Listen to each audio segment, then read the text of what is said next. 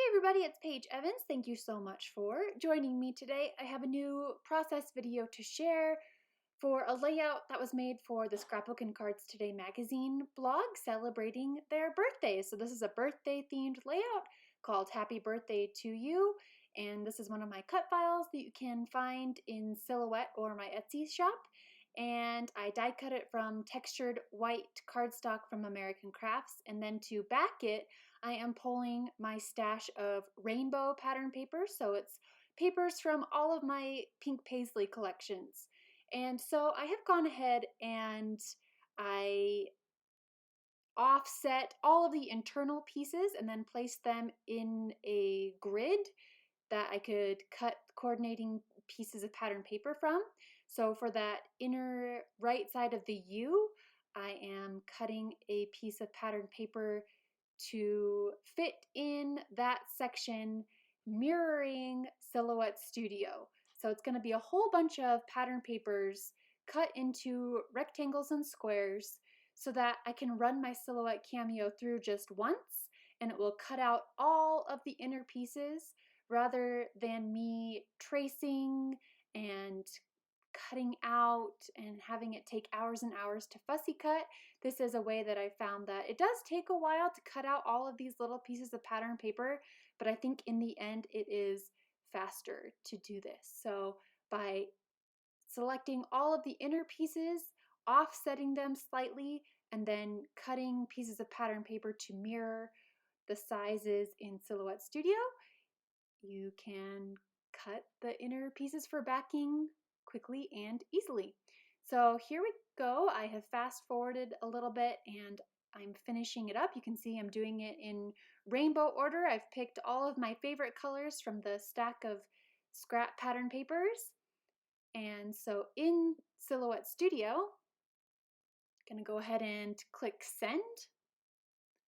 Going to change it from cardstock to pattern paper. Change it from auto blade to ratchet blade. This is just a personal preference. I love the ratchet blade so I can control the depth. The speed is 4, just one pass, click send, and it's going to take just under 5 minutes for the Cameo to do its thing. So you can sit back, relax, and enjoy the show.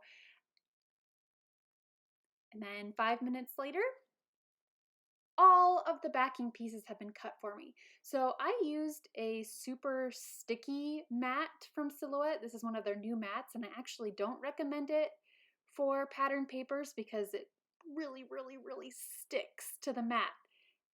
So I would just use a regular new mat if you have one, but these papers definitely didn't shift or move around when being cut, but it did take, I swear it took longer to peel the pieces off the mat than to cut all the pattern papers because they were just so stuck on the mat.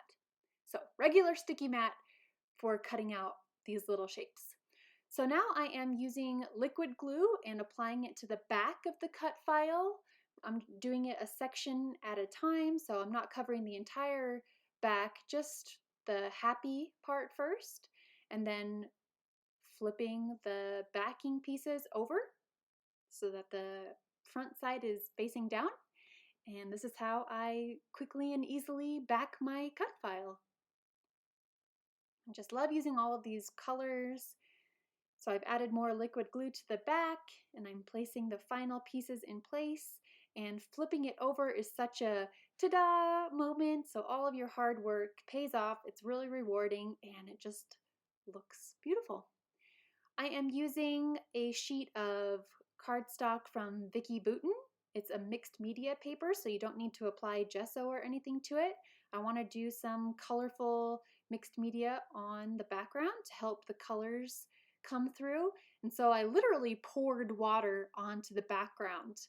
And then I'm using my favorite watercolors by Prima. I've got 2 sets. One is Pastel Dreams and the other is Tropicals, and I'm trying to use colors and the same placement as they appear on my title. So that purpley section on the top left mirrors the happy part. Those first 2 letters are purple, and then just moving through the rainbow of pinks and yellows and greens and aquas. You can mix colors to match, and then when they dry, They're just a lighter version, and I just love how it helps accent and bring out the colors that I've used to back this large title cut file. So I set that aside to dry, and then I worked on something else for a while, and this is what it looks like when it's dry.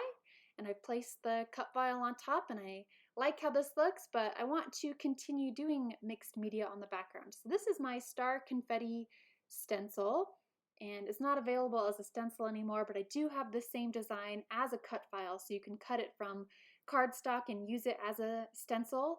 And I'm scraping white modeling paste by Liquitex through to create this fun texture on the background. So we've got a lot of different things going on the background, and a lot of it just gets covered up by the title, and that's okay. You still get the idea and the peaks of it coming from behind, so it's really fun.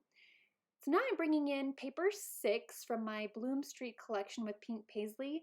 I want to create a border around the edges so that it keeps your eyes contained inside this layout.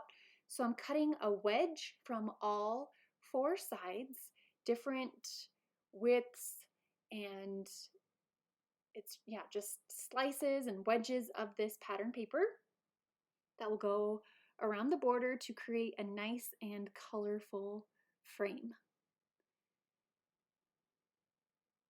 And I like how this paper is also rainbow. You know, you've got the purples and pinks moving through the rainbow, through the yellows and greens and the blues. And I want to distress the edges with a pair of fine tipped scissors. And then once I stitch them in place, I will distress them even more with my fingernails.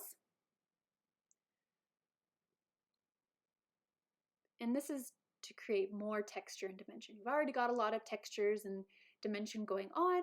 Just want to keep going with that theme. So I've placed them back in place, and now I want to lightly adhere them. I know I want to machine stitch them down. If you're not planning to machine stitch them in place, make sure to use a really strong, good adhesive to attach these pattern paper wedges in place. So I'm just using a little dab to get them there so that they don't move around and shift as I am sewing them down. And then the sewing just adds another level of interest and texture. That the thread creates the homespun look, but it also attaches these pieces of pattern paper in place permanently. So it's a win-win. Using my brother's sewing machine, white thread by Coates and Clark, and a basic running stitch, and I stitched twice around the border.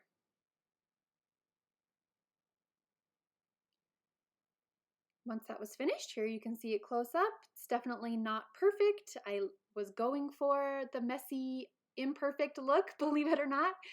So these are stuck down in place, and I'm just going to continue distressing these edges heavily to create that super cool texture. All right, so things are moving along, and now I want to finally attach this backed cut file to the background. So I'm using foam squares and adding a few behind every letter, and then I will peel off the protective layer so that they are sticky and ready to be stuck down onto the background. So here we go, flip it over, stick it down, and what's a layout without photos? So I have 3 photos taken just a couple minutes apart, even seconds apart. This was the world's biggest donut from Universal Studios in Orlando, which we went to in February. And so I printed 3 photos, and I'm going to add them to the layout by tucking them underneath the title. So it's kind of all one singular design. And I like how it creates a visual triangle. So you've got 1, 2, 3, and your eye moves around to see all 3. I like the placement of the photos, so I'll go ahead and stick them down with adhesive. And one of the photos is coming off the edge a little bit, so I'll just flip it over and trim off the excess with my scissors. This bottom edge across the wedge is the perfect spot for journaling, so I'll use this blue pen that I've had in my stash literally since I was 16 years old, so over half my life now, and write my journaling along that edge. I like incorporating my journaling into the design. And then since I feel like there's a lot going on the layout already, I'm going to keep embellishing to a bare minimum and just come in with some heart stickers. So these are from my Bloom Street collection again, and I used hearts from the 4-page sticker book, from the cardstock stickers, and from the puffy vinyl stickers, placing them tone on tone. So you've got the pink hearts on the pink papers, the green hearts on the green papers, and I switched out a few of the paper stickers for the vinyl stickers so that it's kind of a nice balance between flat and dimensional. And I like that they don't tear the papers if you decide to change your mind about the placement. I wanted to just switch these to pinky purple hearts, and that finishes up this layout. So I hope you are inspired to pick up this cut file and back it with your favorite rainbow pattern papers, and visit the Scrapbook and Cards Today magazine blog to celebrate their birthday. Thank you so much for watching, and I will see you again in my next video. Have a great day.